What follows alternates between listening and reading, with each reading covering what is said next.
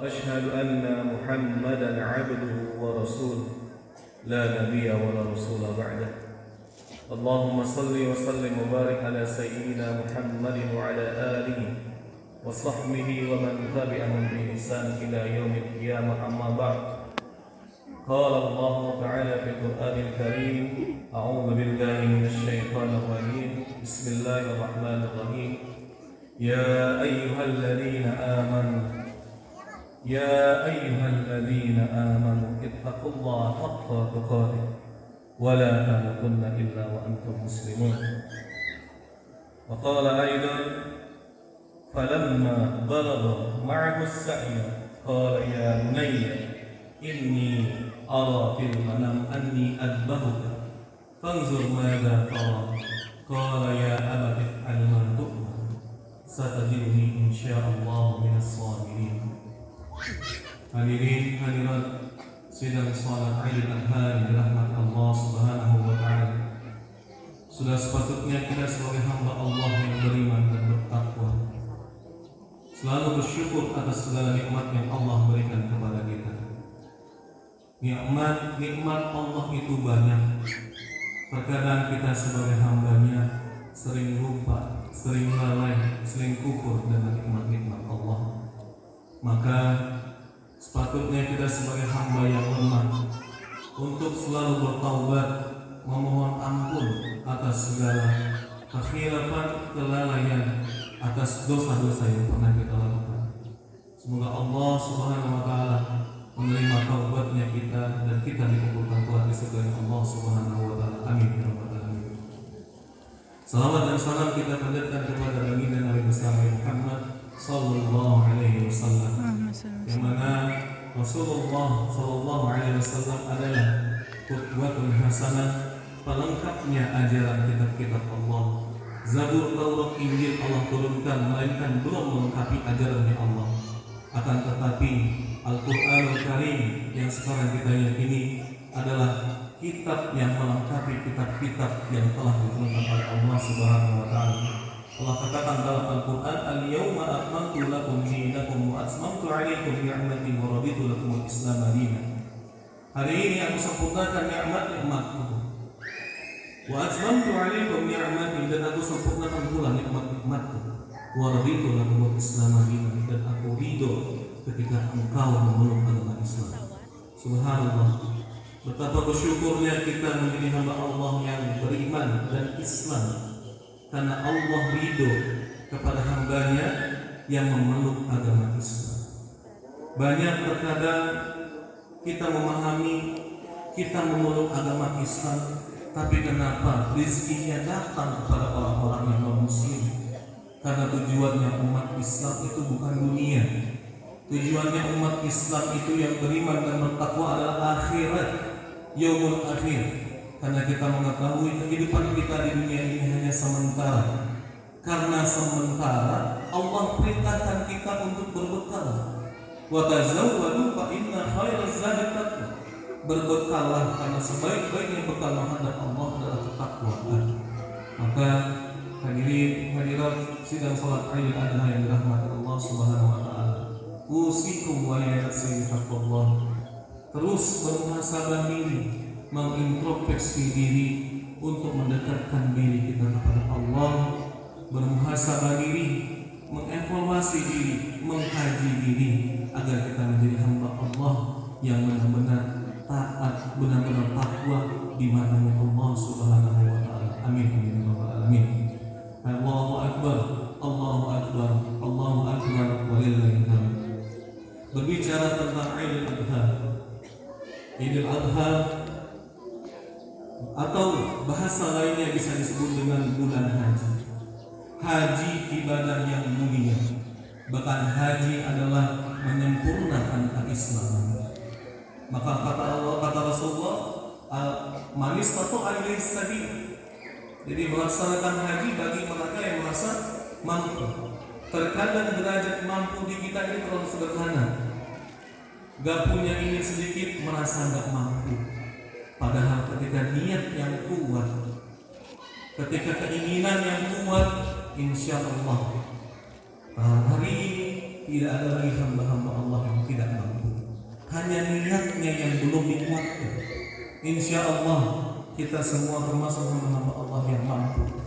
Man istata'a dalam sini bukan berarti tidak punya harta. Man istata'a di sini yang lemah. Maka dhaif itu bukan hanya sekedar harta yang tidak memiliki, tapi dhaif itu dhaif amwal wa dhaiful jism. Jadi lemah dalam harta dan lemah juga dalam fisik. Maka bersyukur selama kita masih dalam keadaan sehat, niat dari sekarang dan pasang kuat yang niat yang kuat, tekad yang kuat. Gak ada kata Allah yang gak mungkin. Bukan berarti haji itu bagi mereka yang hanya orang-orang kaya. Tidak, haji tidak memanggil. Allah tidak memanggil hambanya yang kaya, tetapi Allah memanggil hamba-hamba yang memang benar-benar Allah panggil. Maka tanamkan niat yang kuat. Semoga di tahun depan atau di tahun yang akan datang kita kelak menjadi tamu Allah melaksanakan ibadah haji, menyempurnakan keislaman kita. Amin amin ya rabbal alamin. Haji ini awal disyariatkan di zaman Nabi Ibrahim alaihi salatu wassalam dan Ismail alaihi salatu wassalam, dan banyak kejadian dalam rumah tangganya Ibrahim alaihi salatu wassalam menerangkan bahwasanya rukun-rukun haji sebagaimana yang dijelaskan oleh istrinya beliau, yaitu Hajar alaihissalam, yang mana ketika mencari air, mencari sesuatu makanan, minuman untuk kebutuhan anaknya, subhanallah, ibrah kisah dari Nabi Ibrahim alaihissalatu wassalam benar-benar banyak hal yang bisa kita manfaatkan. Cuma terkadang kita kurang mempelajari hal ini. Maka hari ini izinkan khotib berkisah tentang kisahnya para nabi-nabi terdahulu, wabil khusus Nabi Allah Ibrahim alaihissalatu wassalam, yang mana sama-sama kita ketahui bahwasanya Nabi Allah Ibrahim mempunyai dua istri. Yang pertama mempunyai istri yang bernama Sarah, dan yang kedua bernama Hajar alaihissalam. Subhanallah, Sarah menjadi istrinya Ibrahim alaihissalatu wassalam selama 60 tahun, tidak mempunyai keturunan. Sampai suatu ketika Nabiullah Ibrahim mengatakan kepada Sarah, mengajak Sarah untuk pergi ke suatu tempat yang bernama kota Misr atau Mesir. Pada saat itu ada seseorang raja yang zalim kepada umatnya. Jadi seorang raja itu yang sangat jahat kepada umatnya dan mempunyai penyakit kejiwaan.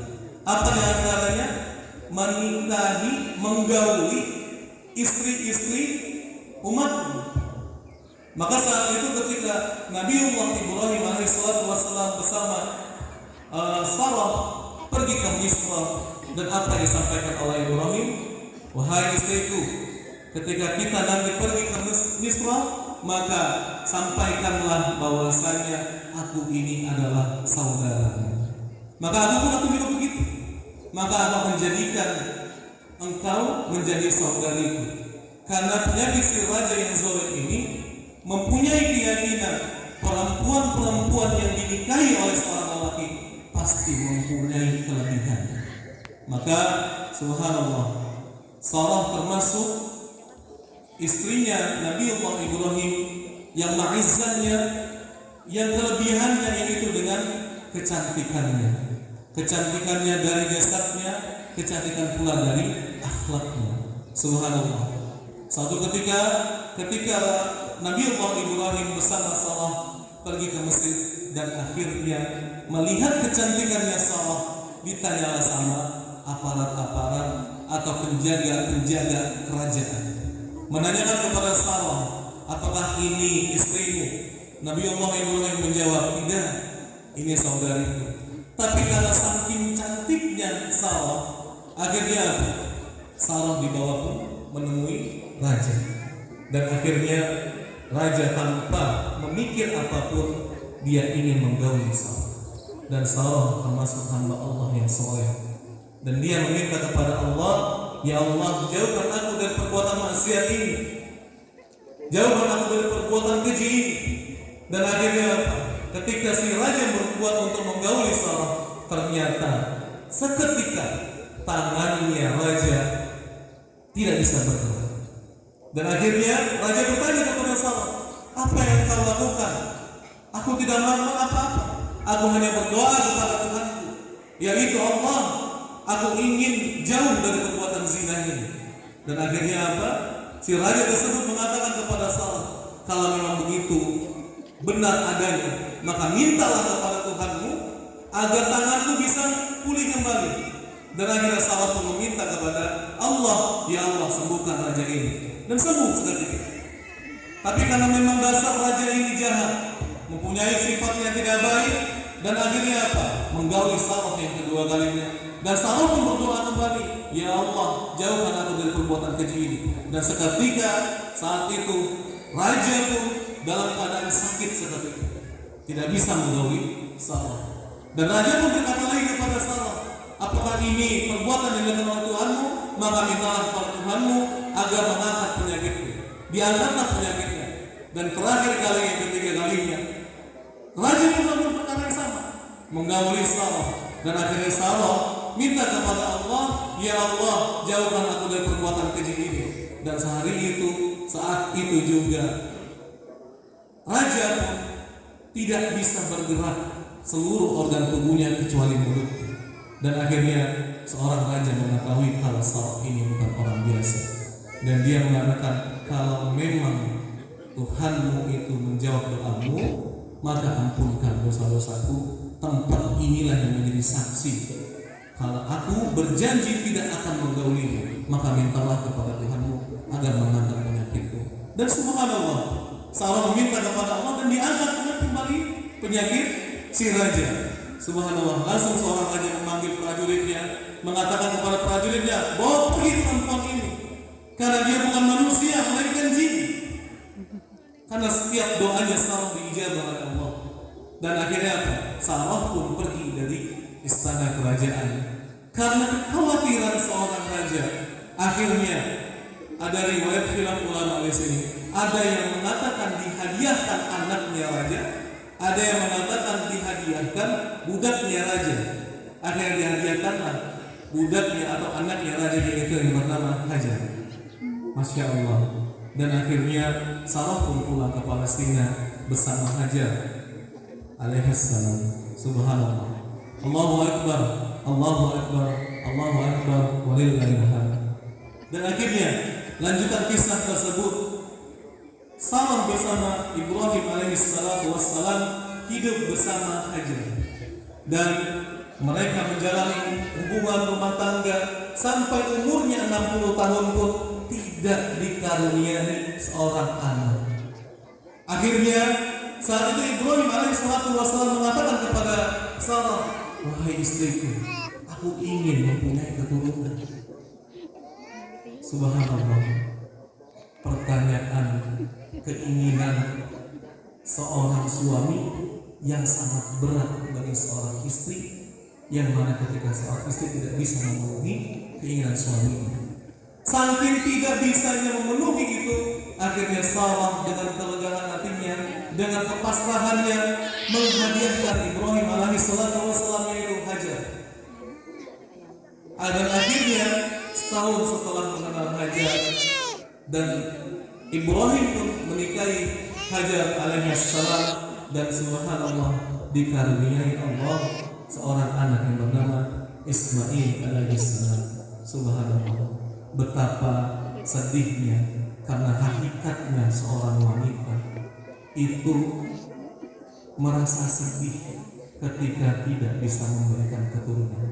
Dan akhirnya Sarah pun pasrah kepada Allah, ya Allah, kalau memang seperti ini ya Allah, kenapa aku tidak mempunyai keturunan?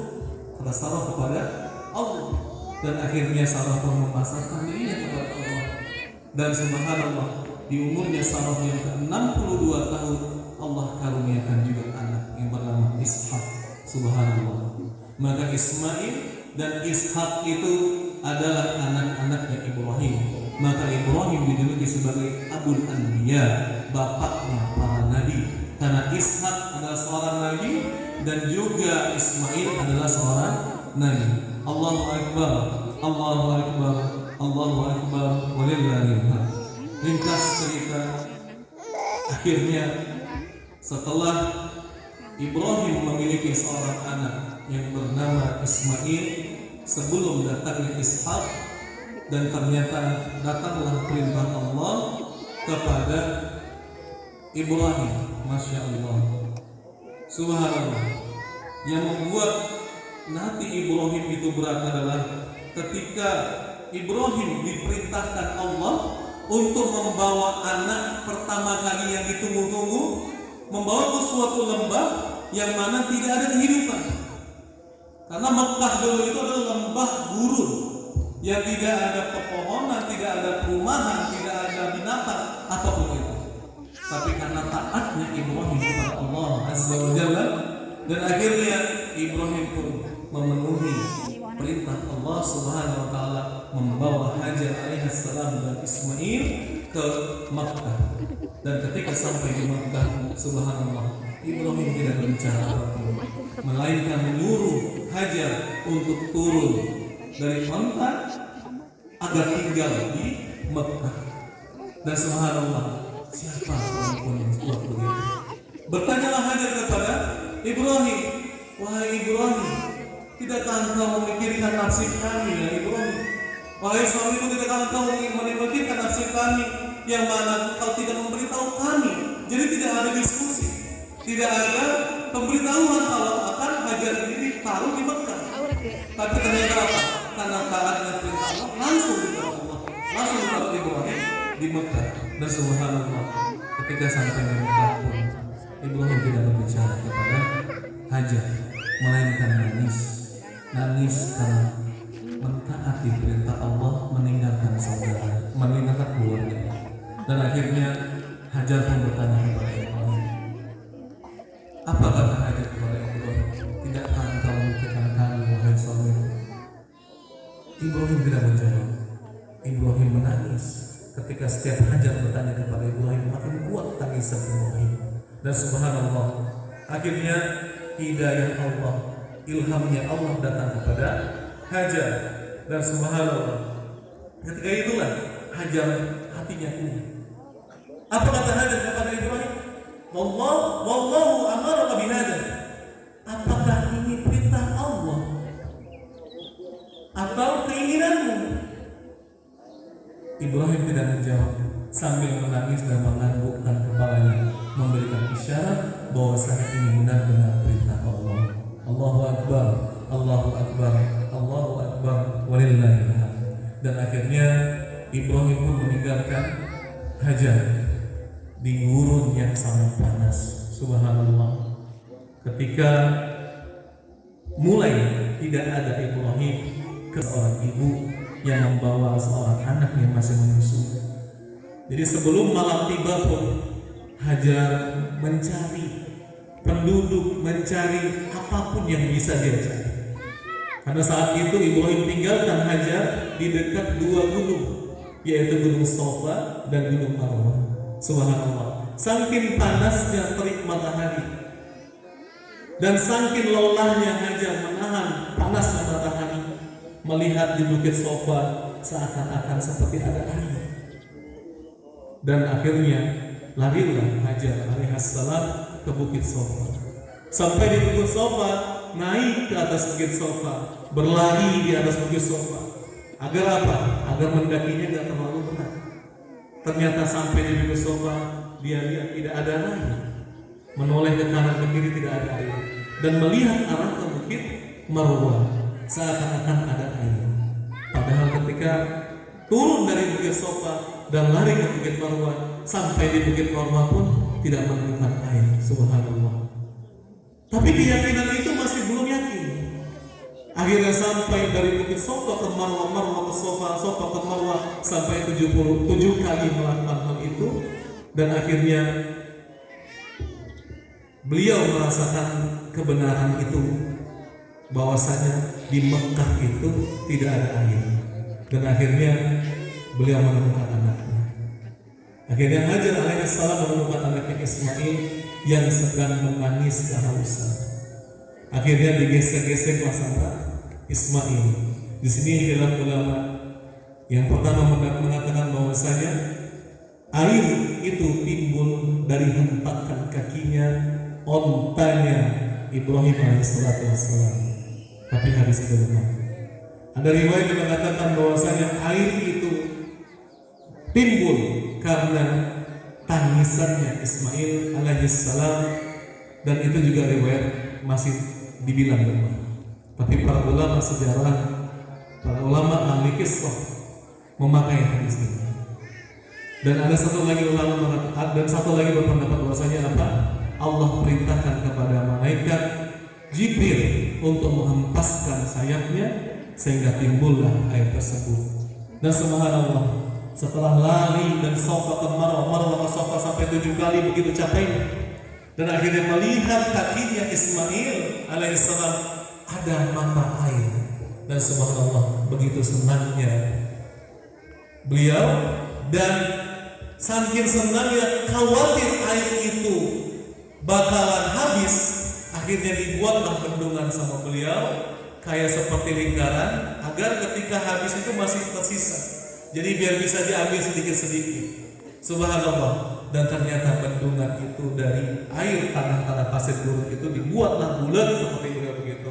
Dan akhirnya itulah yang sampai sekarang menjadi sumur Zam-Zam. Dan beliau mengatakan Zam-Zam bukan bahasa Arab, Zam-Zam melainkan bahasa Palestina. Zam-Zam yang artinya apa?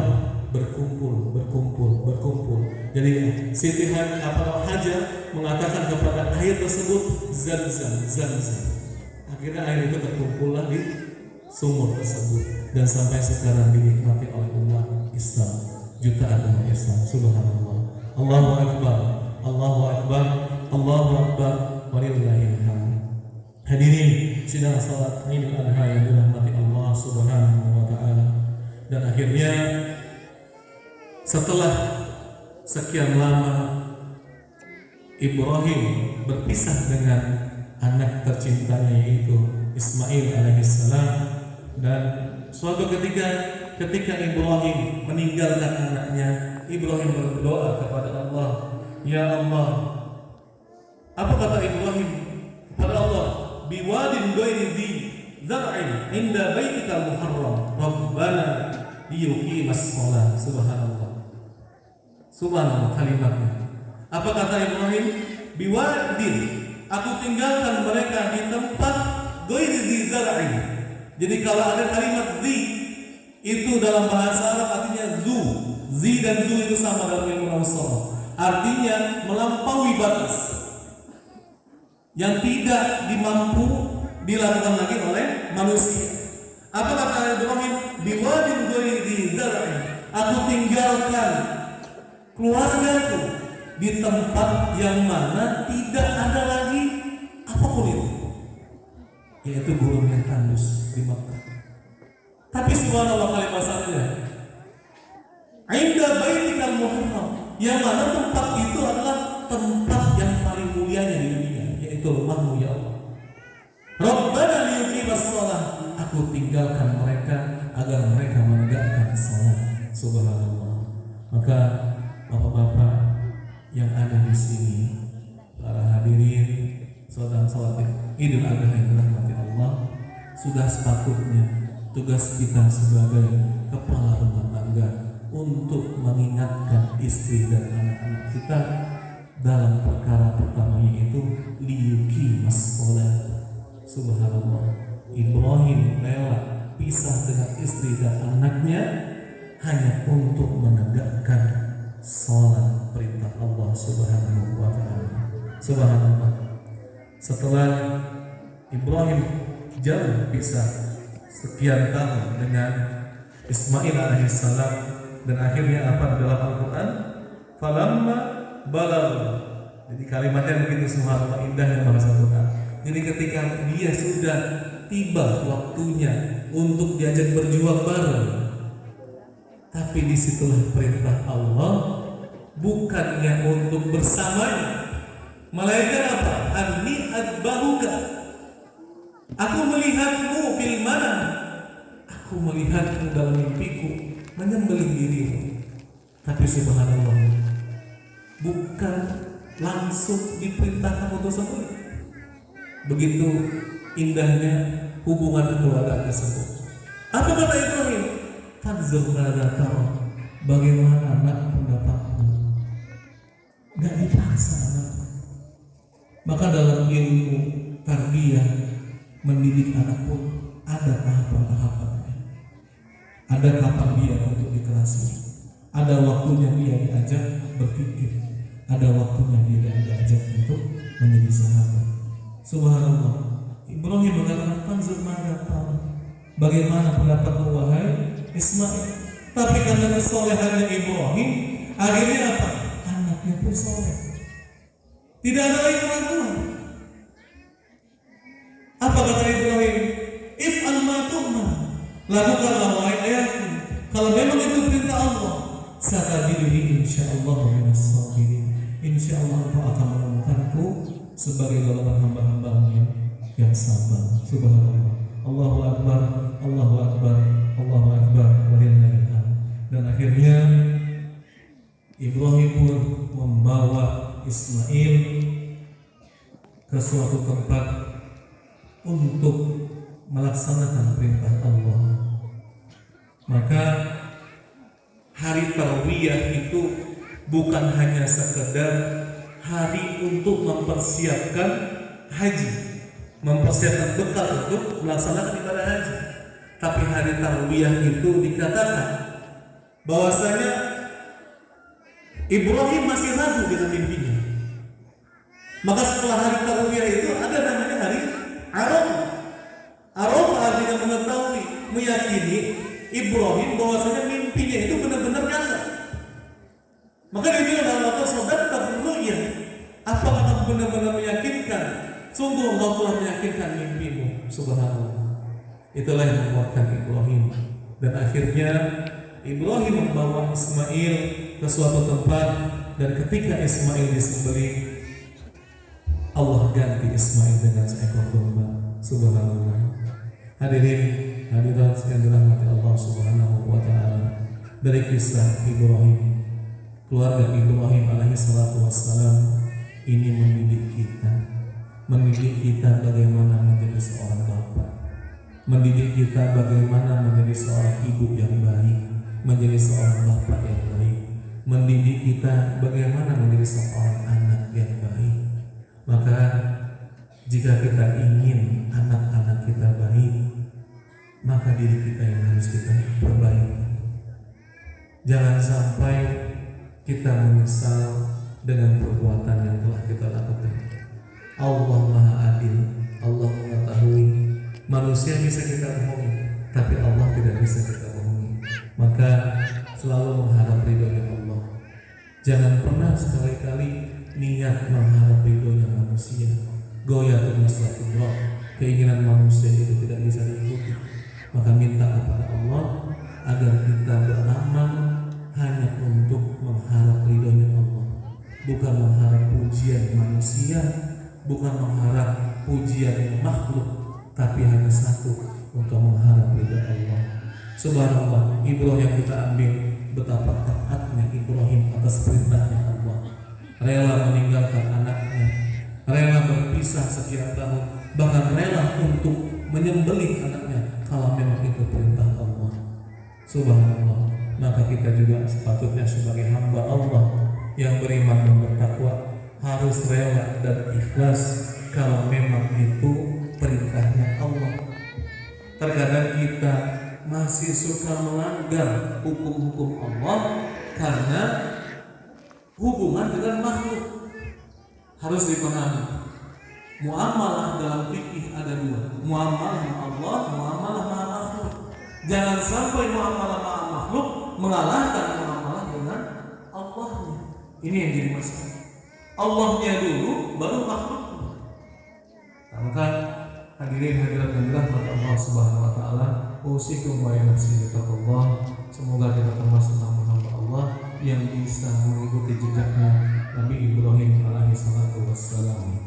Inna Allah wa malaikatahu yusalluna 'alan nabi ya ayyuhalladzina amanu sallu 'alaihi wa sallimu taslima. اللهم صل على سيدنا محمد وعلى آل سيدنا محمد. اللهم اغفر للمؤمنين والمؤمنات والمسلمين والمسلمات الأحياء منهم والأموات برحمتك يا أرحم الراحمين. اللهم إنا نسألك الهدى والتقى والعفة والغنى.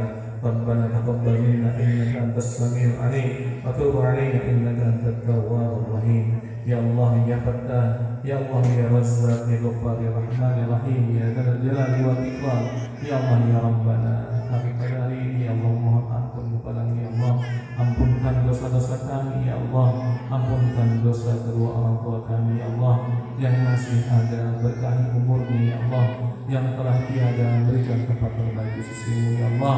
Ya Allah ya Rabbana, jadikan keturunan kami keturunan yang soleh dan solehah ya Allah.